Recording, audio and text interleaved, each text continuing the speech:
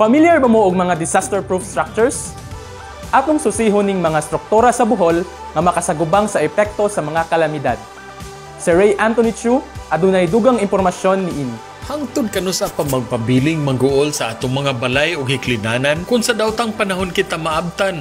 Ni antong bagyong Odette, kapin sa 200,000 ka balay sa Bohol ang nangalumpag. Libuan ka mga banay ang gipabakwit. Bisan ang mga evacuation centers nga gipasilungan sa katawhan sa mga atop ug bungbong sa hangin gipanitan. Nahimutang sa Ring of Fire, 8 sa mga labing delikado nga syudad sa tibuok kalibutan sa Pilipinas nimo makitaan. Apan ni ay maayong balita. Ania na sa Pilipinas ang teknolohiya sa mga estruktura nga giingong mulungtad sa katalagman, mahimong idisenyo sa balay, evacuation centers, eskwelahan o guban pang infrastruktura nga kasilungan.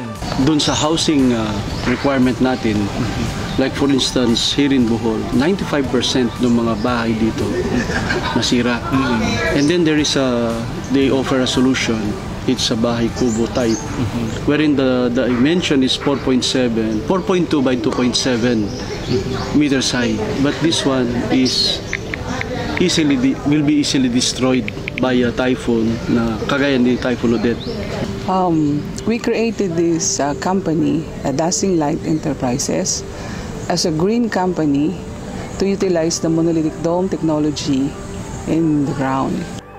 Tanyag sa usa ka green company ang teknolohiya sa monolithic dome nga mosugakod sa labing kusog ug makalilisang nga unos. Alang sa dugang kasayuran kabahin si binag-ong teknolohiya sa monolithic dome isip balay, pangita ang Dazzling Light sa Facebook o tawag sa telepono 0926-660-4088. Alang sa maayong balita Central Visayas, kini si Ray Anthony Chu, PIA Bohol.